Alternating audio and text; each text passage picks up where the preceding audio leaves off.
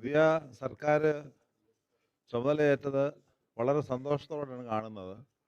ഇന്ന് സത്യപ്രതിജ്ഞാ ചടങ്ങിൽ നേരിട്ടെത്താൻ പറ്റിയില്ലെങ്കിലും അത് മാധ്യമങ്ങളിലൂടെയൊക്കെ കണ്ടു. വളരെ വൻപിച്ച ഒരു ജനാവലി അവിടെ കാണാൻ ഇടയായി.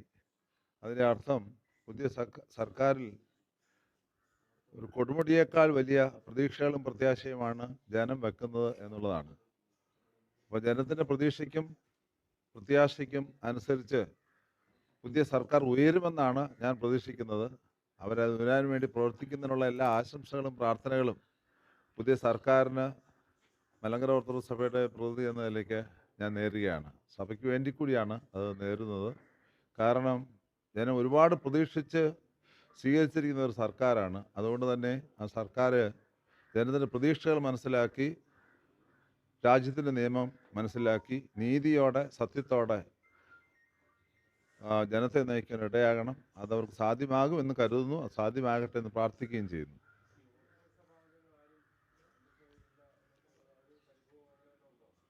ഓർത്തഡോക്സ് സഭയിലെ അംഗങ്ങളാരും മന്ത്രിസഭയിലില്ല എന്ന പരിഭവമൊന്നും ഓർത്തഡോക്സ് സഭയ്ക്ക് ഇല്ല. നിങ്ങൾ അങ്ങനൊരു ചോദ്യം ചോദിച്ചാൽ അത് കുഴക്കുന്ന ചോദ്യമാണ്. കാരണം ഇവിടെ വിവിധ സഭകളും സമുദായങ്ങളും മതങ്ങളും ധാരാളമുണ്ട്.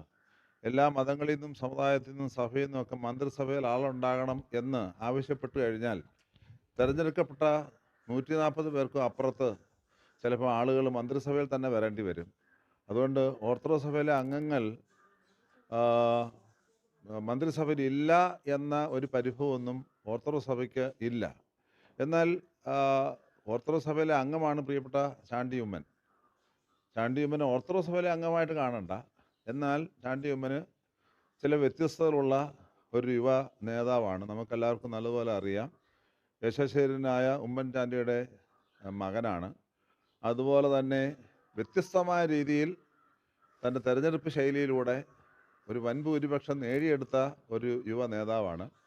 2.5 വർഷക്കാലം അദ്ദേഹത്തിന് ഒരു MLA സ്ഥാനം ലഭിച്ചപ്പോൾ വളരെ ഭംഗിയായി തൻ്റെ മണ്ഡലത്തെ മാത്രമല്ല മറ്റ് മണ്ഡലങ്ങളിൽ പോയി പ്രവർത്തിക്കുവാനായിട്ട് അദ്ദേഹത്തിന് ഇടയായിട്ടുണ്ട്. അങ്ങനെ പല രീതിയിൽ വളരെ ഭംഗിയായി പ്രവർത്തിച്ച ഒരു യുവ നേതാവാണ് അദ്ദേഹം. അദ്ദേഹത്തിൻ്റെ പേരുകൾ ഞങ്ങളൊക്കെ ഇങ്ങനെ കേൾക്കുന്നുണ്ടായിരുന്നു. പക്ഷേ അത് അവസാന സമയമായപ്പോൾ എങ്ങനെയോ അത് ഔട്ടായതായി കാണുന്നു. അതിൻ്റെ കാരണം എന്താണെന്നും അറിയില്ല. അത് പൊതുജനത്തിന് പൊതുവെ ഒരു ചിന്ത ഉണ്ടാക്കിയിട്ടുണ്ട്. എന്തുകൊണ്ട് ചാണ്ടി ഉമ്മൻ ഇങ്ങനെ ഔട്ടായി പോയി എന്ന ഒരു ചിന്ത പലരും ഞങ്ങളോടൊക്കെ ചോദിക്കാറുണ്ട്. സഭയ്ക്കതിൽ പരിഭവമോ ഒരു പരിവേഷമൊന്നുമില്ല. അങ്ങനെ ഒരിക്കലും ഓർത്തഡോക്സ് സഭ ഒരു നിലപാട് എടുത്തിട്ടില്ല. സഭാംഗങ്ങളായവരെ തന്നെ ഉൾക്കൊള്ളണമെന്നുള്ള ഒരു നിലപാടൊന്നും ഓർത്തഡോക്സ് സഭ ഒരിക്കലും എടുത്തിട്ടില്ല എന്നുള്ളത്. പക്ഷേ ഒരു നേതൃസ്ഥാനത്തേക്ക് വരുന്ന ആളുകളുടെ അവരുടെ യോഗ്യതകൾ കണ്ടെടുത്ത് സ്വീകരിക്കുക എന്നുള്ളതാണ് നേതൃസ്ഥാനത്തിരിക്കുന്ന ആളുകൾ ശ്രദ്ധിക്കേണ്ടത് എന്നുള്ളത് മാത്രമാണ് എനിക്കത് സംബന്ധിച്ച് പറയാനായിട്ടുള്ളത്. ചാണ്ടിയമ്മൻ്റെ കാര്യത്തിൽ ജനഹിതം മനസ്സിലാക്കാൻ കഴിഞ്ഞില്ല എന്ന് ചോദിച്ചാൽ ഞാനിപ്പം നിൽക്കുന്നത് പുതുപ്പള്ളി മണ്ഡലത്തിലാണ്. പുതുപ്പള്ളി മണ്ഡലത്തിലെ ജനത്തിൻ്റെ ഹിതമാണ് 52,000-ത്തിലധികം വോട്ട് ഭൂരിപക്ഷം നേടി അത് വ്യത്യസ്തമായ സാധ്യത ജയിച്ചു വന്ന ഒരാളാണ്. ചാണ്ടിയമ്മൻ ഒരു മന്ത്രിയാകുമെന്ന് ഈ പുതുപ്പള്ളിയിലെ ജനം നല്ലതുപോലെ ആഗ്രഹിച്ചിരുന്നു എന്നുള്ളത് ആണ് ഞാൻ മനസ്സിലാക്കുന്നത്. അത് ശരിയാണോ തെറ്റാണോ എന്ന് എനിക്കറിയില്ല. അവിടെ ജാതിയും മതവും വർഗമൊന്നും അതിനകത്ത് ഇല്ല എന്നുള്ളൊരു കാര്യം നമ്മൾ തീർച്ചയായിട്ടും ബഹുമാനപ്പെട്ട മുഖ്യമന്ത്രി VD സതീശൻ്റെ കാര്യത്തിലും ജനഹിതം എന്ന് പറഞ്ഞ ഒരു പരിപാടി ഉണ്ടായിരുന്നല്ലോ. അത് വളരെ കൃത്യമായിട്ട് പാലിക്കുവാനായിട്ട് കോൺഗ്രസിൻ്റെ ഹൈക്കമാൻഡിന് ഇടവന്നു. നേതാക്കന്മാർ ഭൂരിപക്ഷം പേരും അദ്ദേഹത്തെ എതിർത്തു എന്നാണ് പൊതുവേ കേട്ട റിപ്പോർട്ട്. അത് ശരിയാണോ തെറ്റാണോ എന്ന് എനിക്കറിയാൻ മേല. പൊതുവേ കേട്ട റിപ്പോർട്ട്. അതുകൊണ്ട് തന്നെ ഹൈക്കമാൻഡ് ജനത്തിൻ്റെ ഹിതത്തെ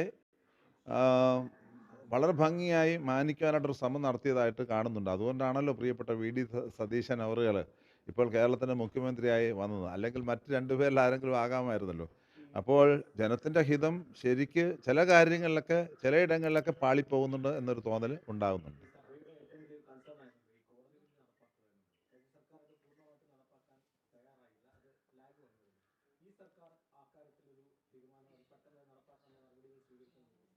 നമ്മുടെ ആഗ്രഹം അത് തന്നെയാണല്ലോ. സഭ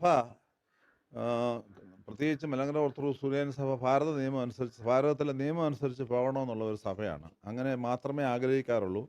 നീതിപീഠത്തിൽ നിന്ന് വന്നിരിക്കുന്ന വിധിന്യായങ്ങൾ അനുസരിച്ച് മാത്രം കൃത്യമായി മുന്നോട്ട് പോകണമെന്ന് ആഗ്രഹിക്കുന്നതാണ്. കാരണം അതിൽ നിന്ന് വ്യത്യസ്തമായി പോയി കഴിഞ്ഞാൽ വീണ്ടും വീണ്ടും പ്രശ്നങ്ങൾ സൃഷ്ടിക്കപ്പെടുന്നു എന്നുള്ളതാണ്. ഇത്രയും നിയമങ്ങളും നീതിപീഠത്തിലെ വിധികളൊക്കെ ഉണ്ടായിട്ടും ഇപ്പോഴും പ്രശ്നങ്ങൾ നിലനിൽക്കുന്നതിന് പ്രധാനപ്പെട്ട കാരണം അത് നടപ്പിലാക്കുവാൻ പറ്റാത്തതായ ഭരണകൂടങ്ങൾ വരുന്നു എന്നുള്ളതാണ്. അത് UDF ആയാലും LDF ആയാലും നീതിപീഠങ്ങളിൽ നിന്ന് വരുന്നതായ വിധിന്യായങ്ങൾ ശരിയായി മനസ്സിലാക്കി അവയോട് അതിൻ്റെ ക്രിയാത്മകതയിൽ വർത്തിച്ചു കഴിഞ്ഞാൽ ഇതൊക്കെ മാറാവുന്നതേ ഉള്ളൂ എന്നുള്ളതാണ്. രണ്ട് കൂട്ടർ തമ്മിലൊരു പ്രശ്നം ഉണ്ടാകുമ്പോൾ അത് പരിഹരിക്കാനൊക്കാതെ വരുമ്പോഴാണല്ലോ നീതിപീഠങ്ങൾ കാര്യങ്ങൾ പറയുന്നത്.